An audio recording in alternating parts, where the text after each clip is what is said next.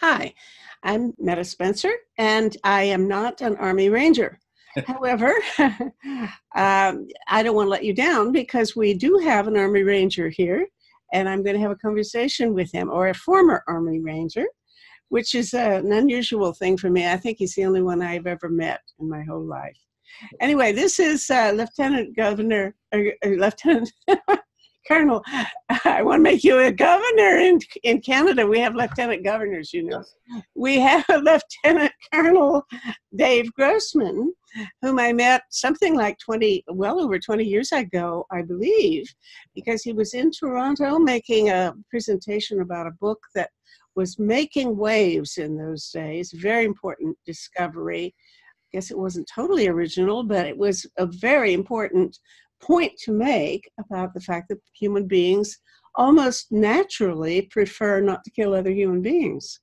And therefore, there's a challenge to people in the military who have to induce their recruits to do the job. Yes. Anyway, so he made this extremely important conversation that got started in those days. And so I'm not going to take any longer he was an instructor or professor at West Point, I believe, Yes. and then at University of Arkansas, Yes. and has moved and is living near St. Louis now, and goes around giving lectures about 300 days a year, he says, mostly now about criminal justice. So we're going to cover a wide range of topics, all having something to do with violence. And so, say hello, Dave. Hello, Metta. It's so good to see you. And it has been over 20 years. I think so. I think so, yeah. You're still in the play. I'm so proud of you. We got to keep going, man. Yeah, well, let's keep praising each other, because I think that's, you deserve it. I'm not on the road 300 days a year. No, there's a lady, a psychiatrist that I recently did a podcast with, wonderful lady. And she had written a book about the violent video games, and she had been so attacked. The emails that you're right, violent video games make people violent. I'm going to kill you. I'm going to rape you, she just pulled out of the battle, and it was so sad that she had been defeated by this ugliness. Mm-hmm. And this battle against this media violence, especially the video game violence. My latest book, Assassination Generation. But let me give you the path to that. Well, we're still doing book reviews. I think a current book of yours, or a recent book, is in the hopper, ready to come through as a book review in Peace Magazine. And but I think what you really created in that first conversation was so important, and it's still, I don't think it's been resolved, has it? It's still a discussion. Tell us what the book on killing had to say. The first book came out in 1995. It's called On Killing. And it was truly the scholarly study of the act of killing, not homicide, but lawful killing, military and law enforcement. And the bottom line is that the difficult thing to explain is not that 1 in a million terrible crime. People point, that proves they're all killers. No, that's an outlier. That's literally 1 in a million. You explain to me the 99.9% of our citizens will go a lifetime, never kill anybody, and never seriously try to. Divorce, infidelity, layoff, traffic accidents, and less than 1 in 1,000 citizens in a lifetime will even seriously attempt to take another human being's life. Explain that. And inside most human beings is this pretty hardwired resistance against killing their own kind. Sociopaths don't have that resistance. Healthy people have to be trained to kill. Mm-hmm. We found out in World War II, most of the troops wouldn't pull the trigger. It was a training flaw. If there's that wasn't the first war in which that was the case, right? You can track it. I'll go back. I think you mentioned, I saw something about even the Battle of Gettysburg. Gettysburg got tens upon tens of thousands of it's found on the battlefield, and muskets that were loaded over and over again, but they never pulled the trigger. But in World War II, we realized that our training flaw was that we had taught our troops to shoot at bullseye targets. And then the training didn't transfer. There were no bullseye targets every attack on our troops. if you've been in the armed forces, Canadian, American, around the world, if you've been in the armed forces since the Korean War, you didn't shoot a bullseye target. You shot a man-shaped silhouette. Hit the target, target drop, stimulus, response, stimulus, response.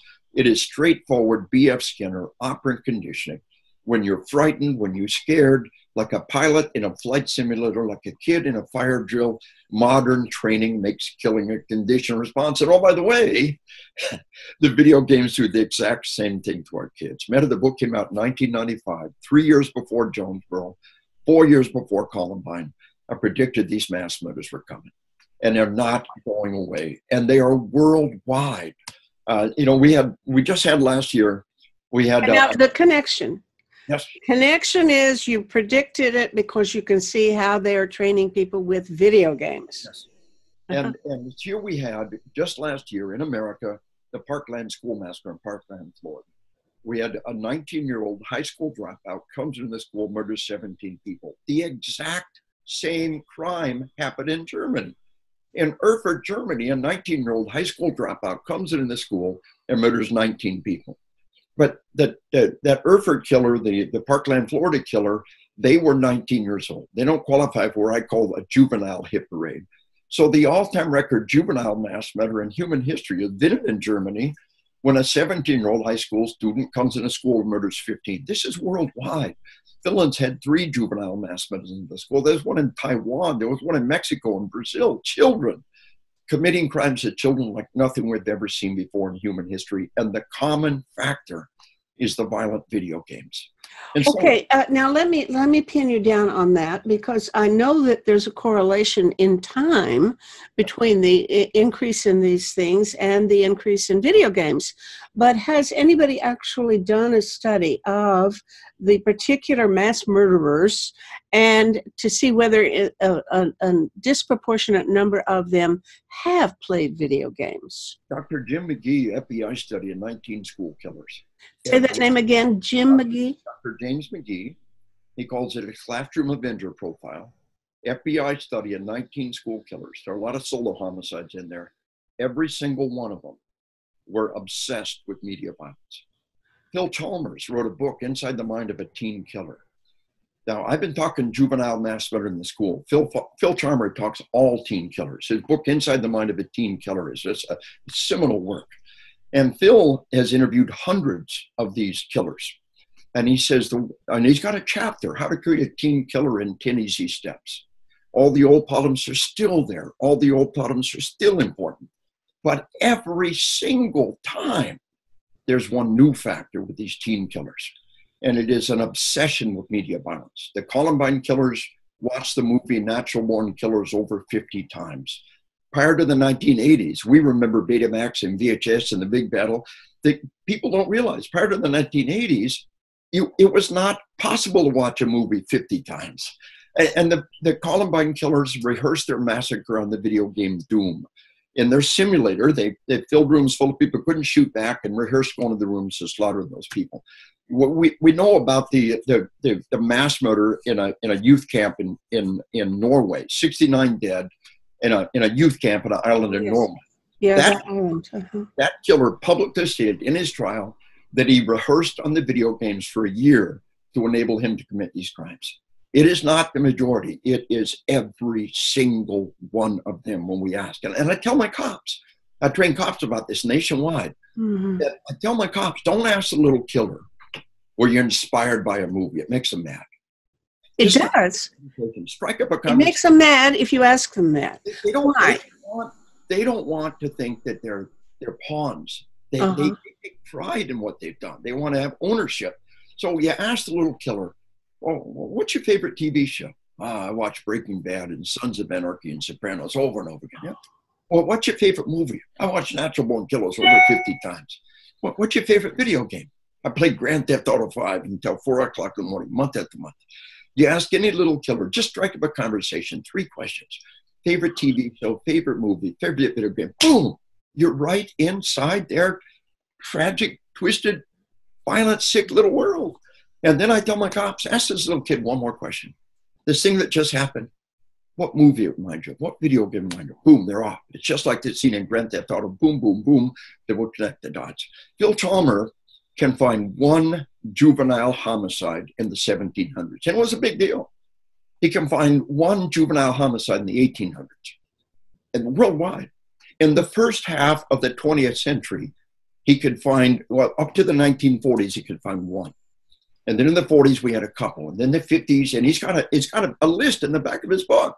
In the 50s, it's half a page. In the 60s, it's a page. In the 70s, it's page after page. And by the time you get to the 90s, page after page after page after page, hundreds of juveniles committing homicides, which is unprecedented in history.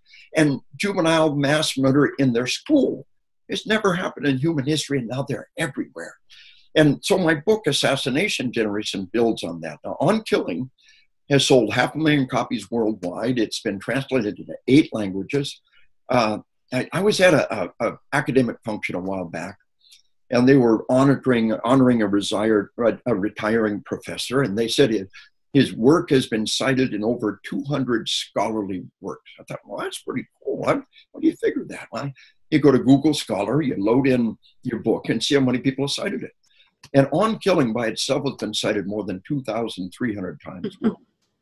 It is one of the most seminal, influential works of our time.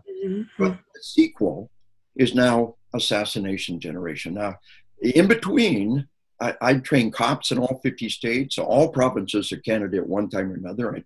I have the honor of training all of our federal agencies. And I'll give you an example. Just yesterday, I was in Baltimore, Maryland, at the National Conference of the American Criminal Justice Association.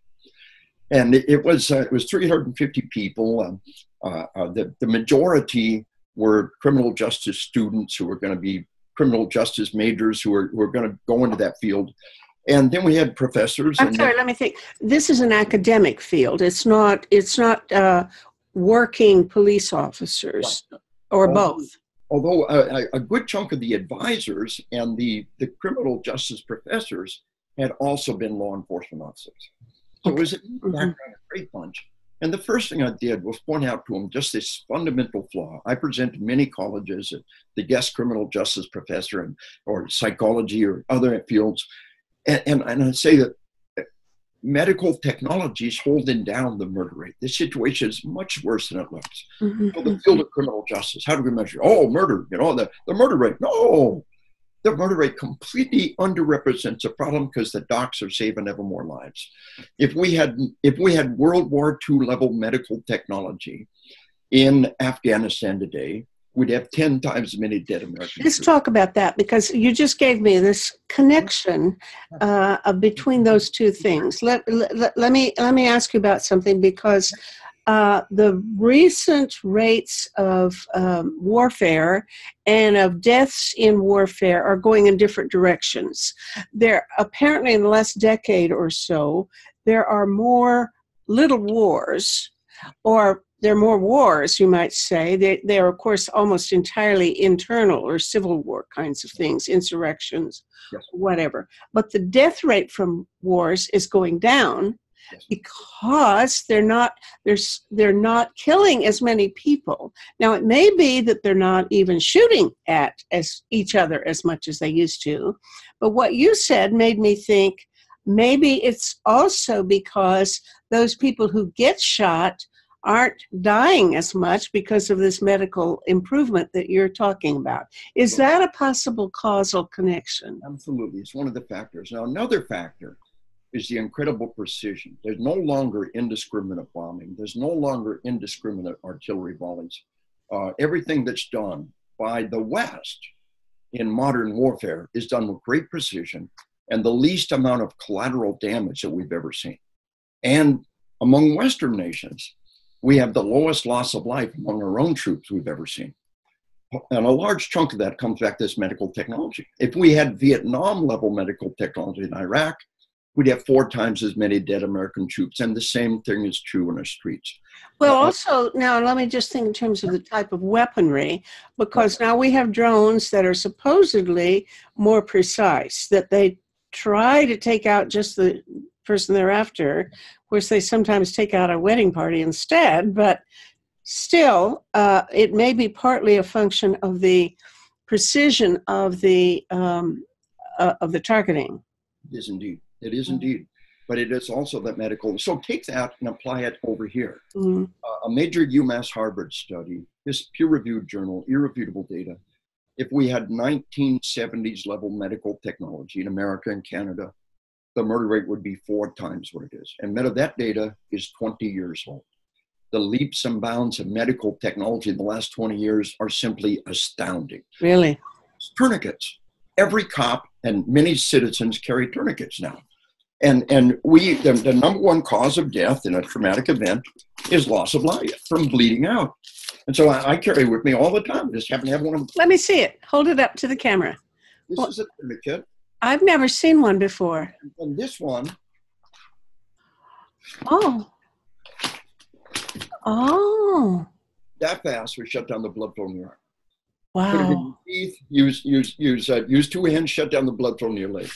It is the most profound survival tool that we have had. For the love of Pete, well, I hope all our viewers go out and buy one. Where do you get them? Go to Amazon.com. Really? Order SWAT T. Uh-huh. It's called a SWAT T. Go to Amazon.com and order. SWAT. And I carry one with me everywhere. I have it in my briefcase, I have it in my jacket. And every cop carries one today, and every EMT and paramedic does. And the funny thing is, we learned this in the war. Everything we thought we knew about tourniquets was wrong. Use the tourniquet, lose the limb, wrong. These are wide enough that they don't do constricting damage. Loosen the tourniquet every so often, wrong. Again, they're wide enough, you don't have to worry about their constricting damage. And with modern medical technology, you're getting people to medical care so fast that the whole idea of the tourniquet doing harm is completely negated. So we've revolutionized life and death dynamics. We've had incident after incident. Cops respond before the medics get there, before the fire guys get there. Cops are slapping tourniquets on and saving lives. So the point of all that is that the number of dead people underrepresents the problem. And here I am talking to Criminal Justice Association. Mm-hmm. Look, if we were talking about money, we'd say, well, he made $10 an hour. In modern money, that would be more like $120 an hour. Or we'd say, well, he donated $1 million. In modern equivalent, that would be more like $30 million. We always do that. Anytime we talk about the number dead, well, there were 500 dead in Chicago last year. If they had 1970s technology, that number would be at least 2,000. Boom! Every time we talk about the number dead, we are morally bankrupt. We have failed to communicate. If we don't say that medical technology is holding that number down, the reality is that the rate at which people are trying to kill each other off is at horrendous levels. And the new factor in the equation, all the old problems are still there. All the old problems are still important. But again, my book, Assassination Generation, the new factor in the equation are these video games. And so, Europe, so far, Europe had the Benedict massacre, 17-year-old kid kills 15. Germany had the Erfurt massacre, a 19-year-old high school dropout comes in school and murders 17. But knock on wood, hold it up in prayer. They brought all of those mass murders to a screeching halt. And one of the things that Europe has done across the EU and now across Canada is absolutely rigidly limiting children's access to violent video games. Wait a minute. I hadn't heard that that's happening in Canada. Well, have I missed that? Tell me about it. Find out for me. But my understanding is that it's been enforced with the rule of law, that the ratings are enforced with law. And you understand that, my politics are kind of laid back. Leave me alone, leave you alone. When it comes to laws saying you can't have sex with my grandkids, I'm good with that. We all are. When it comes to laws saying you can't sell alcohol or tobacco or firearms to children, we're all good with that. And they wouldn't buckle their baby in the car seat if it wasn't the law. And yeah. So we need laws. Okay, go ahead. Yeah, if you'd have told my mom to buckle those 5 kids up, she said it wasn't possible. But now it happens. It's the law. And so the law is the greatest teacher. If we make it the law that children can't buy this video game, then the parents know it, and there's value in that. So in Canada, everybody needs to tighten up those laws. But here's the thing, in the book Assassination Generation, Canada, or California, the home of Silicon Valley, California, the home of Hollywood, overwhelmingly voted to regulate children's access to violent video games. Mm-hmm. And the video game industry fought them all the way to the Supreme Court. They said, we have a constitutional First Amendment right to sell any game to any child at any age. You cannot stop us. You cannot regulate us. You got to understand how much money this industry has, Metta. But now, what happened in the Supreme Court? You're so far ahead of me, Dave. I have not been following this. Yeah, I didn't know there was this. Did it go to the Supreme Court? Yes. And what did the Supreme Court say? Yeah, it's in the book Assassination Generation. I haven't read it yet. Okay. Yeah, do it. But it's we work all the way through that Supreme Court case. Now, you got to understand the amount of money this industry has. One video game, Grand Theft Auto 5, the year it came out, made more money than the entire global music industry. One video game made more money than every rock concert on the planet, every musician, every CD, every download on the planet. Every year, the video game industry makes far more money than the entire global movie industry. This is a fabulously wealthy industry with deep resources. So what they did, they had the finest group of Supreme Court lawyers that money could possibly buy. And they had bogus researchers. They had, now you got to understand, the AMA, the APA, the Attorney General, the Surgeon General have made statement after statement that media violence causes violence in our society. So what the video game industry did, they had this, and it's in the book, they had this statement from 82 journalism professors, media studies professors. What is a media studies journalism professor doing, confronting, refuting a statement by the entire medical community, the entire psychiatric community, the entire psychological community? But they got 82 experts, media professors, journalism professors that say there is no scientific evidence that media violence causes violence in our society. And it was just bogus research by completely unqualified people, and all that's in the book. But the upshot of it was that 7 Supreme Court justices, 7 old men who'd never played Pong in their life, overturned the California law and declared a constitutional right to sell any game to any child in any age. Now, this is the U.S. Supreme Court. I didn't hear about that. How come we don't hear about this? Oh, yeah. When was it? When was it, Dave? No, I don't remember the exact date. It was 2 Supreme Court justices dissented. And that's in the book, and it's important.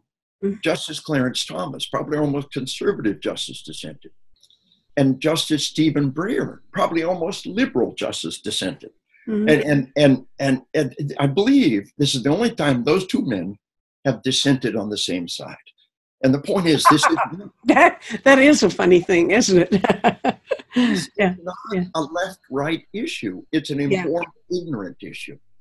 Mm-hmm. And these 2 men were informed. Mm-hmm. And Justice Stephen Breyer said, have you even seen the scientific research? I said, I'm not a medical expert, but I know who is. Mm-hmm. And 82 journalism professors are not. He said, have you looked at the brain scan data? Have you looked at this? Have you looked at this? He said, how in the world could we have refuted this scholarly data from around the planet of our entire medical, psychiatric, and psychological community?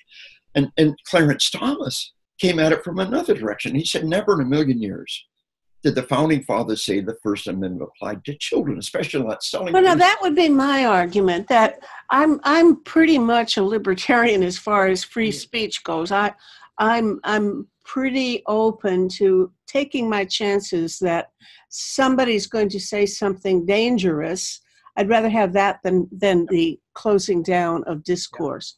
Yeah. But I don't think that you can apply that principle to uneducated 8-year-olds. Exactly. I mean, that is something you need to protect kids from until they are in a position to participate in critical conversations. And I would think that would be a major argument, that children are in a different category from presumed to be adults. In fact, I've got problems with the level of expertise in the general population now and what that means for democracy itself. But we can get to that another time. Anyway. We take that whole dynamic of children as a protected class, mm-hmm. and bring it to another level when we talk about selling things to children. Mm-hmm. that you're actually selling a product to children. Well, now, does the Supreme Court say that everybody's entitled to try to sell sugary cereal to children?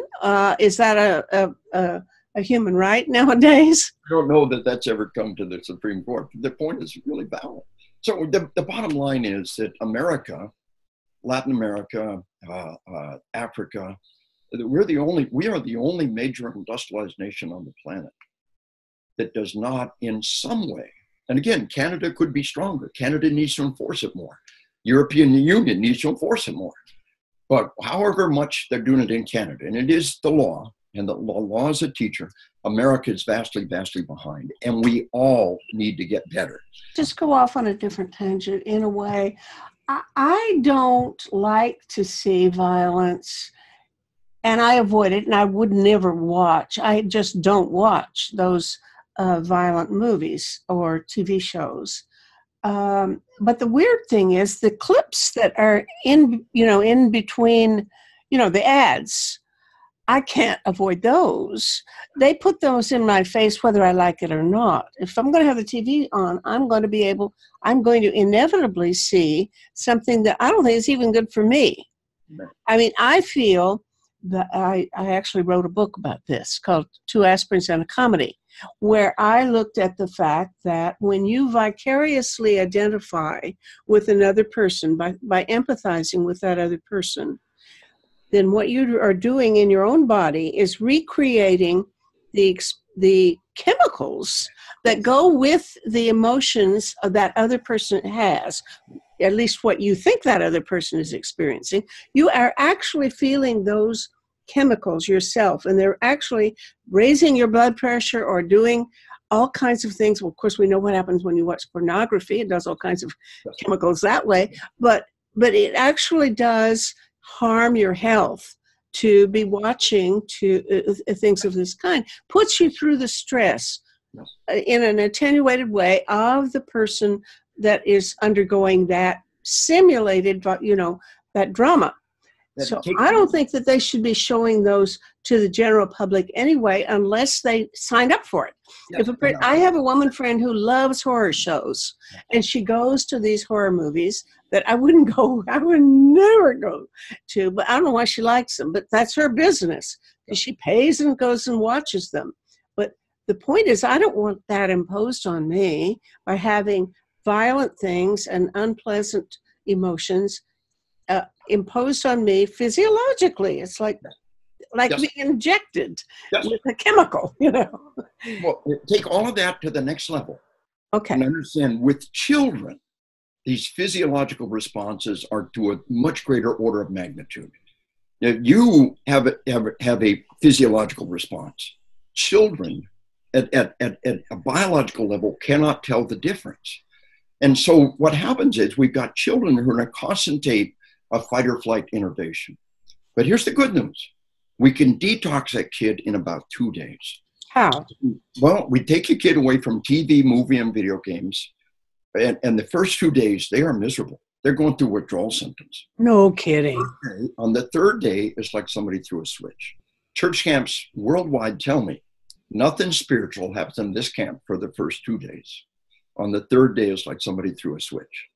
The fight or flight hormones have flushed out of their brain for the first time in Lord knows how long, that they're no longer in a constant innervated fight or flight mode.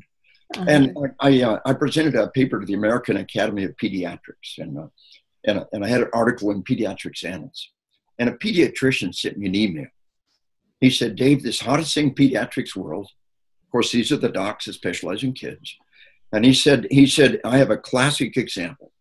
He said, the parents of a 3-year-old boy brought their kid into my pediatrics office because he'd been kicked out of daycare for uncontrolled violence. Kid spilled a rap sheet at age 3, kicked out of daycare for violence. Parents said, Doc, we've tried everything. Medicate our 3-year-old. The doc said, before we medicate a 3-year-old, let's try something. No TV, no movie, no video games for 1 week. Now, this is what the pediatrics community is screaming from the mountainside. Before we put any kid on any drug, take him off the current drug. No TV, no movie, no video games. Was this 3-year-old being subjected to violent films? Here's what the parents said. Parents said, Doc, you think his favorite TV show, Power Rangers, is why he's kicking the daylights out of the kids in daycare? You know, what does that question tell you? They knew. They knew what was happening. It hadn't occurred to the parents that was the... They didn't want to turn off their babysitter. You see, children are biologically primed to seek survival data. Now, you mentioned pornography. You know, if a 14-year-old sees pornography, boom, he's riveted. He's biologically primed to seek that data. But if a 4-year-old sees porn, he could care less. It's not on his radar screen. Don't do it. It's not good for him. But violent visual imagery is to the 3-year-old what pornography is to the 14-year-old. We were not born with fangs or claws. Our survival tool is our brain. And only humans and primates are truly capable of monkey see, monkey do learning. And so if there's violent like Power Rangers, you sit the kid in front of Power Rangers, boom, he's riveted. It is the addictive ingredient. He's no, I've heard the word Power Rangers. What is it? I thought it was like a cartoon or something. What is it? Show about a bunch of kids, and they become superheroes, Power Rangers, and they kick and beat bad guys. And so so here's the kid in his daycare mimicking what he's seeing, kicking and beating his friends, and kicked out of daycare. And the parents didn't want to turn off their babysitter. At some gut level, they knew. But the doc said, give it a try. 7 days. No TV, no movie, no video games. Boom. Transformed child. Testimonial from the daycare center. Problem gone.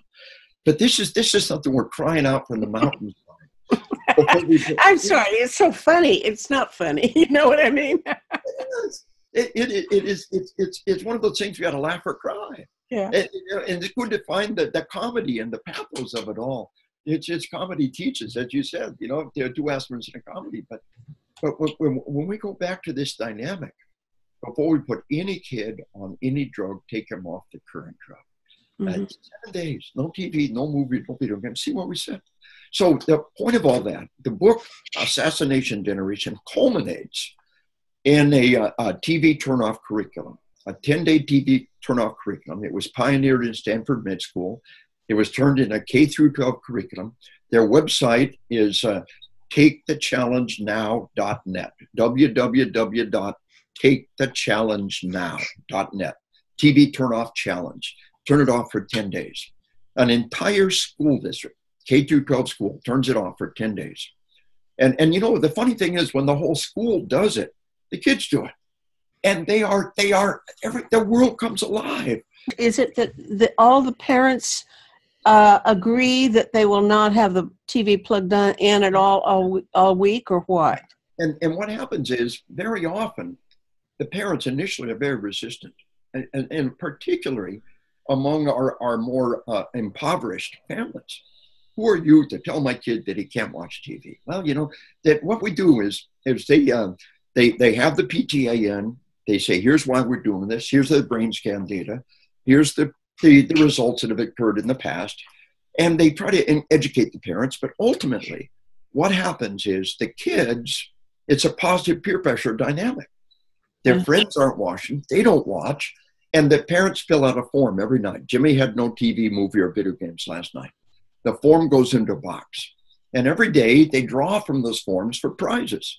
Free lines at the bowling alley, free time at the skating rink. Every part of the community thrives. You know, I was in Hurley, Wisconsin, when they put the curriculum in place for the 3rd year in a row. I was in the high school library. And the high school librarian said, look at my shelves. She said, 2/3 of my books are signed out. She said, every year we do this TV turnoff. And every year they sign out more books, and they keep signing it out. It's that 10 days lays a foundation. Du Bois, Wyoming, put it in place in January, K through 12 school, in conjunction with state standardized testing. And it is a powerful way to increase state testing. The sleep deprivation goes away, the fight or flight hormones flush out of the brain, they're not attacked, they're not being bullied. And so Du Bois, Wyoming put it in place, your state standardized testing, and it worked. But the student body government said, we want to do it again in the spring when the weather's better. We had so much fun. We want to do it again. The kids wanted to. The kids themselves preferred it. Yes. Interesting. Their world comes alive. I mean, that's bowling alley and the skating rink and the library, and the families go out for walks and they play board games, and they thrive. And so there's this takethechallengenow.net. There's an amazing lady. I co-authored the book, Assassination Generation, co-authored with Christine Paulson. Christine is the educator who pioneered this TV turn-off curriculum in upstate Michigan. It's available online. She runs a website. But go to takethechallengenow.net. Look at the testimonials. The number 2 testimonials, an AP Wire article about a K through 12 school in upstate Michigan, turned it off, cut violence in half, cut bullying in half, raised test scores double digits. And the National Institutes of Health have said this is the most effective juvenile obesity reduction program ever demonstrated. Really? The most effective. Yeah, very interesting. All right. Now, you say that Canada and Europe have already taken steps along this way. You're going to have to educate me. I'm sorry, because I live here and I had not heard that. I look for everything I can. I talk to cops in Canada.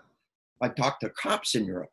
And they tell me that the rating system is forced by law, just like pornography. Uh-huh. And that the rating system for porn is enforced by law.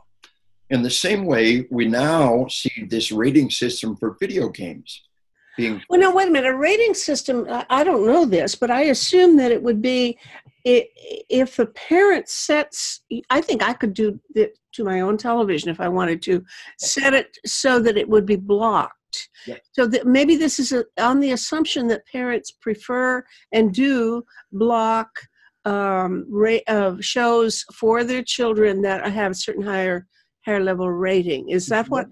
That's what's more important is when the kid goes to the video game store. Oh. And the kid tries to buy an adult game. That's where it comes in. Okay. Now in America, the video game industry says we're self-regulating. The video game industry says we have ratings on these games. We don't want children to play these games, and we are self-regulating. Imagine if the tobacco industry said that. Alcohol, we're self-regulating. You don't have to check up on us. Don't worry. We won't sell it to children. So it's not the law in America. I see. But this idea of just, there's, so do some more follow-up in Canada. I would love to know. We need to find out. But the cops in Canada, the cops in Europe tell me if a child goes to a video game store and tries to buy a violent, M-rated video game, that they said, no, your parents have to buy that game. And there's value in that. In France, that are doing the Take the Challenge. But your question is valid. Why isn't this in the news?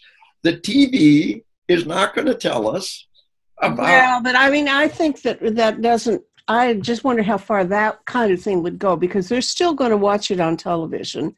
And I don't know, couldn't they, unless the parents block the TV, the computer somehow, wouldn't a 15-year-old be able to download games anyway or get access to violent games on the television?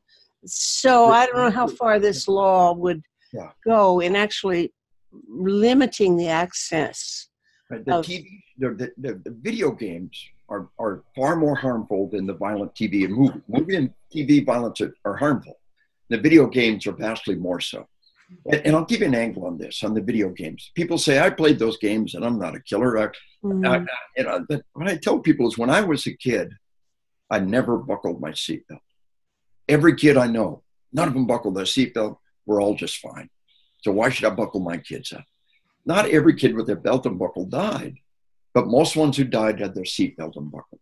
Yeah. And today, they wouldn't buckle their baby in the car seat if it wasn't the law. So, but what's happening with these games primarily is we're creating bullies, vicious little bullies.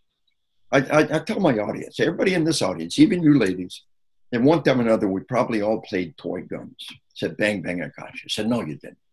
You smack him with your cap gun, it leaves a mark and he cries. Everybody gather around the hurt kid and try to convince him not to tell mom. Somebody gets hurt and the play stops. A basketball game, a football game. The player's out on the field is hurt. The fans go silent and the play stops. In healthy play, whenever somebody is hurt, the play stops. In the video games, you inflict suffering and death and trauma on your playmates. Does the play stop? You get in trouble. You get points. Oh, this yes. is pathological play. This is dysfunctional play. Mm-hmm. Can you not tell the difference between bang, bang, I gotcha, someone gets hurt, the play stops, and the video game where you're rewarded and conditioned for inflicting death and suffering? Mm-hmm. And what we got, I tell everybody, do you remember when you were a kid, that bully who sincerely took pleasure in making you suffer? We all had one, and there's far, far more today. That kid who truly took pleasure in making you suffer. These children who have been taught to take pleasure from human suffering, from inflicting death and suffering, and to be rewarded for that behavior. Mm-hmm. Well, so you may be right. There's more bullying now. Right. I'm 62, and I remember being bullied. I remember having to fight constantly. We moved a lot as a kid, and everywhere I went, I knew I had to fight to make them leave me alone. And it's much worse now. However worse the mass murders are, that's how much worse the bullying is. Now, Canada is doing something right, and this is important. We know that when we take the name and the image of these juvenile offenders, we put in the media irrefutable scientific data that we're inciting others to do the same. In Canada, it's against the law to put the name and the image of a juvenile offender in the media. Now, Isn't that true in every country? No, absolutely not. And Canada's media hates that law. Mm-hmm. They try to get it changed. And every law enforcement every Canadian academic or every Canadian group I talk to, I tell them, don't you let them change that law. They want to take these kids and turn them, they cannot accept any restraint. They will not accept any restraint. They fight tooth and nail. To do what? To take these juvenile offenders and turn them into cult heroes. If I commit this crime in Canada, I become nothing. I become nobody. It becomes against the law to even say my name on TV. And for a child... that is so interesting there, because it's not something I'd thought about. For a child, that's the greatest punishment. Mm-hmm. And Canada, one of these crimes pops up in Canada, and then it's, but we've got adults committing horrible crimes, but this juvenile mass murder committed by children, we've really identified one of the dynamics with 2 case studies, America versus Canada. And we need more info on where Europe stands on this. But I believe, I was in Europe in the 90s, and they were taking these child killers committing horrible crimes and putting their pictures, their names in the media in the 90s in England. I don't know where the media stands there, but I think Canada is one of the very few nations on the planet that's holding strong to not letting the media turn these children into celebrities. Not knowing any child like that, I wonder, what are they like afterwards? What happens to people who have done violence? I understand, for example, that soldiers returning from war have very high rates of suicide. And that, and of course, there's this PTSD, which I don't also understand too well, maybe partly physiological from a result of things like concussions or the actual physical impact of explosions. I understand that's relevant. But there must be the psychological effects that live with a person afterward who has actually perpetrated that kind of violent act. Have you talked to people who are trying to live with themselves or come to terms with being a good human being afterwards? Our time is kind of limited. Can we save that question for a second? Because you bring up another critical point. The suicide. Now, worldwide, an epidemic of juvenile suicides and suicides in general. Mm-hmm. And traffic deaths are up. What we're looking at is a worldwide epidemic of sleep deprivation. Sleep deprivation is the greatest predictor of suicide. In our military, a sleep-deprived person is 5 times more likely to take their life. In the active duty U.S. military, our suicides have nothing to do with combat. Within the active duty, which is the only place we have solid data, A non-combat veteran is as likely to take life as a combat veteran. But a sleep-deprived person can be up to 5 times more likely to take their life. Now, the primary effect of sleep deprivation, cell phones, video games, addictive video games. The video games are digital crack. 200 million people around the globe play the game Fortnite. 200 million playing the game Fortnite. What is Fortnite? It's the latest addictive online game. It's a violent game or what? Battle game. You come in with a group of 100, and the one that kills everybody else is the only survivor, is the one that wins the game. And that's called Fortnite. And this is, here's the thing, 200 people million playing the game. We do this, and 5% say, oh, good time to save the game and quit, so they never do that again. We do this, and nobody quits, so they do more of that. It is a constant interactive feedback loop. They know just the right flicker rate, just the right pattern, just the right color, just the right plot to make that game impossible to turn off. People are playing the game until they die. The games, they mess themselves and wet themselves while they're sick because they can't leave the games. 15% of all divorces in America, video games are the cause. They're digital crack, and the children are being just devastated by it. So this sleep deprivation, we all, 18 hours without sleep, and your impaired judgment equal to 0.08 legally drunk. 24 hours without sleep, and your impaired judgment equal to 0.10 above legally drunk. 2 nights without sleep, and you are psychotic. Any graduate of Army Ranger School will tell you about hallucinations on the 3rd day without sleep. And we are in the middle of a horrendously sleep-deprived civilization. Cell phones, text messages, social media, and those incredibly addictive video games inflicted upon children. And so this sleep deprivation is completely interwoven with the media intoxication. The average kid in America spends 50 to 60 hours a week in front of TV, movie, and video games. The average kid. His meaning was 70, 80, 90, 100 hours a week playing television, movie, video games. Where they find that time, they're sleep deprived. It's a key factor in our traffic deaths. Traffic deaths are up. For decades, traffic deaths came down. Seatbelts, airbags, technology, and now worldwide traffic deaths are up. Suicides are up. Drug overdoses, the 3 major killers of our kids, drug overdoses, suicides, and traffic deaths, and sleep deprivation caused by media is the new factor in the equation worldwide. And we don't even see it. You know, there was a front page article in USA Today yesterday about how year after year, 4 to 6% increase in suicide rate across America. It's compound interest year after year after year, suicide rates worldwide, and teen suicide rates, and the teenagers taking their lives at younger and younger ages. And it all comes back to the addictive games and the sleep deprivation and the horrendous toxic environment of online bullying. The combination is just absolutely horrendous. Alcohol and sleep deprivation are the 2 greatest predictors of suicide. In Russia, I didn't know that. Didn't know anything about that. When the communists were in charge of Russia, suicide was horrendous. So they locked down on alcohol, and they led the world in reducing suicide by greatly restricting alcohol. The communists collapsed, free enterprise, alcohol for everybody, and Russia has suicide rates at horrendous levels. So in the last couple of years, Russia has led the world in bringing down suicides. How'd they do it? They rigidly locked down on access to alcohol. Alcohol creates impaired judgment. You make a bad decision, never get a chance to rethink it. But the most pervasive form of impaired judgment is sleep deprivation. And we're in the middle of this epidemic of sleep deprivation. I'll give you a case study. Here's parenting 101 for the 21st century. When you send your kid to bed at night, take their cell phone away from them. No cell phone in the room, no laptop in the room. They've got to go to the room and sleep. A cop told me, he came up during the break and he said, I had a good girl. He said, she was an A student. She said, Dad, it's embarrassing. You don't have to take my cell phone every night. You can trust me. He said, so I trusted her. I let her keep her cell phone.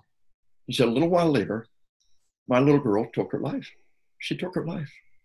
And he said, I never knew the hell she was living in until we looked at the text messages on her cell phone. Night after night of ceaseless, relentless, vicious bullying. And she's up all night long trying to defend herself. Why didn't she want her father to take the cell phone away then? You would have thought she'd be so relieved. But the dynamic is just the opposite. When they're attacked, they can't ignore it. They know people are saying these things about them, and they can't ignore it. You know, we say, just ignore that bully. It's not that easy. The child who's in the middle of it. Here are these people attacking me night after night after night. And I have to defend myself. I have to stand up for myself. It is another one of the things we're biologically primed to seek. You'd think the child would want to take these, you know, and you do see that scene. So here's what I've seen over and over again. The video games. The kid is surly, his grades are bad, his performance is bad. We take the video games away. Now that's a very dangerous time. We have case after case where kids murder their parents when they took their video games. But very quickly, the child improves.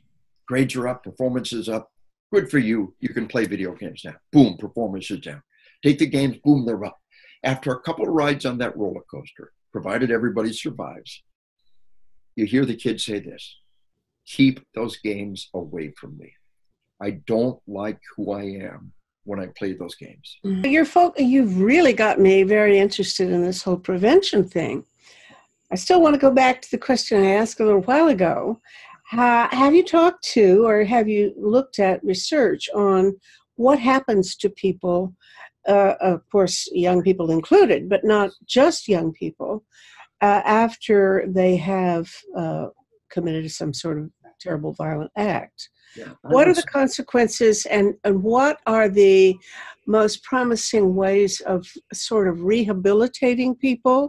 How do people recover, if that's possible at all? 21 years ago was the Jonesboro school massacre in my hometown. Two little boys, 11 and 13-year-old, pulled the fire alarm, sucked them in the kill zone, and gunned down 13 kids and 2 teachers. Ultimately, 5 would die. At that point in time, it was the all-time record juvenile mass murder in human history. My wife and I sat across the coffee table from the mother of one of the killers, the 13-year-old boy. The 11-year-old was really kind of a little sociopath. The 11-year-old was really the one leading the way every step of the way.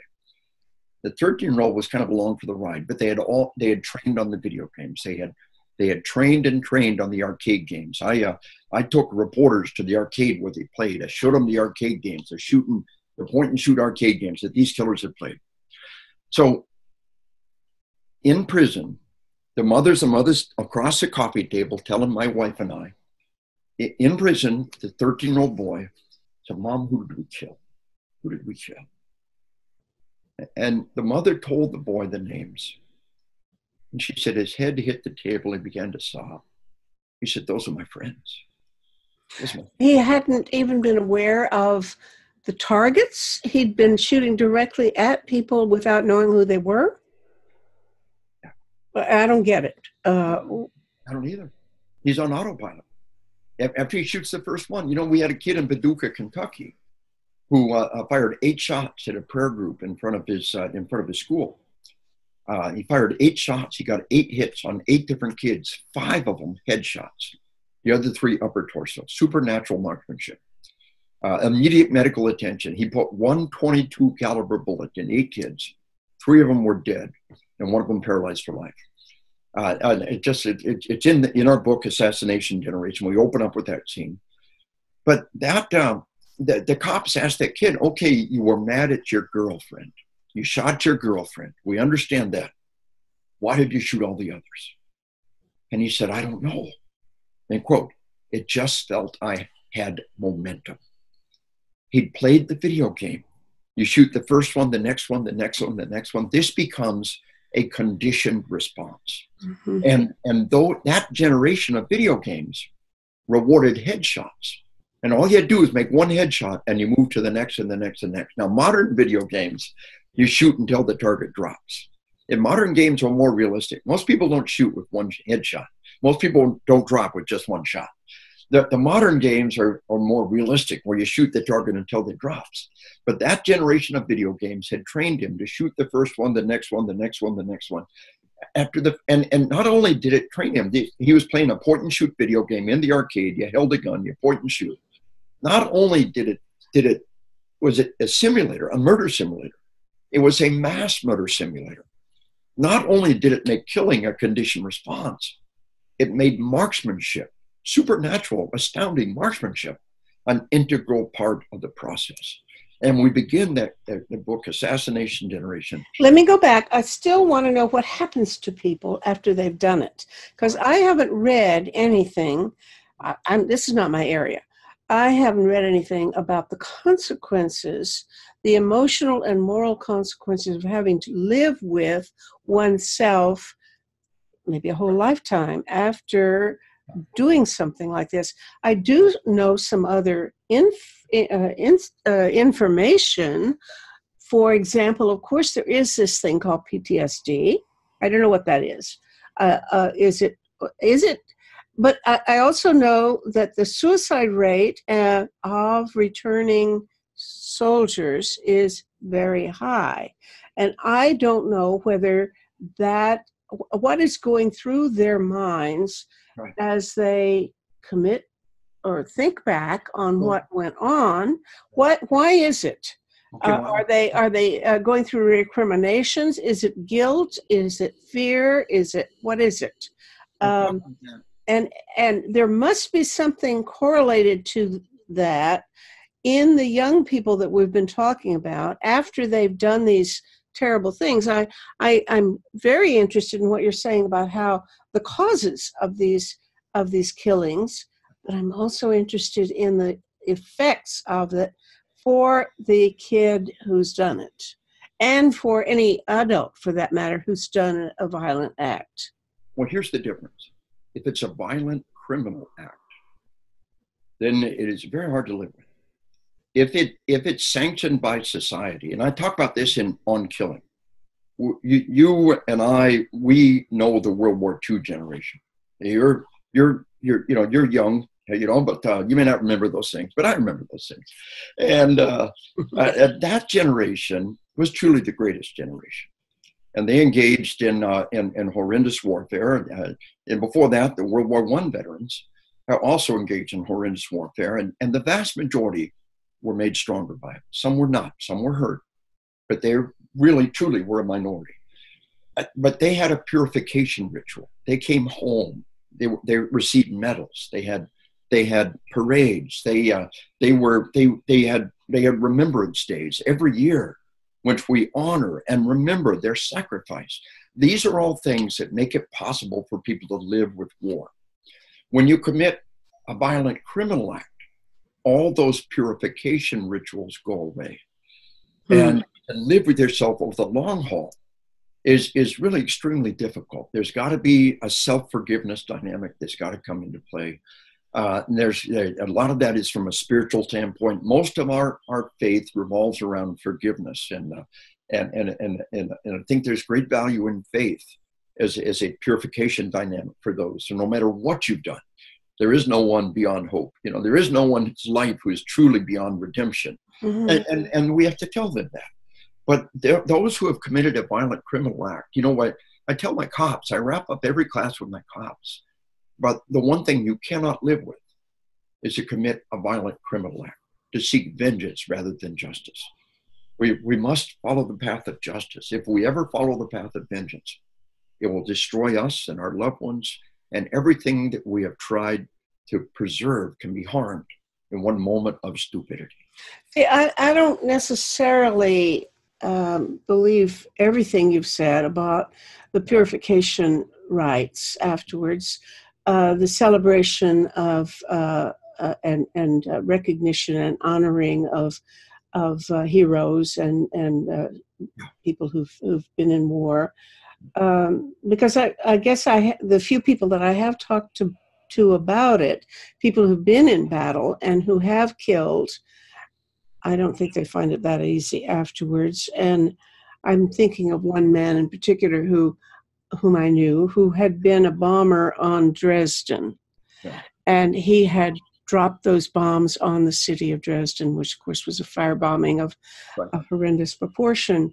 And he never got over it. And that makes me continue to wonder whether the people who commit suicide after they come home, what they're going through is it? Well, let me give you an angle on this.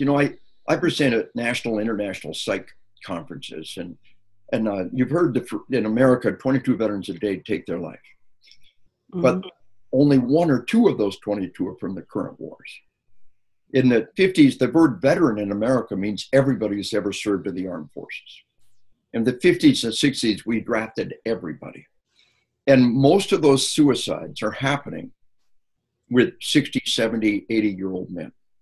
And the suicide rate among our elderly is another entire topic. So it's more complex than that. Okay. It's far more complex than that.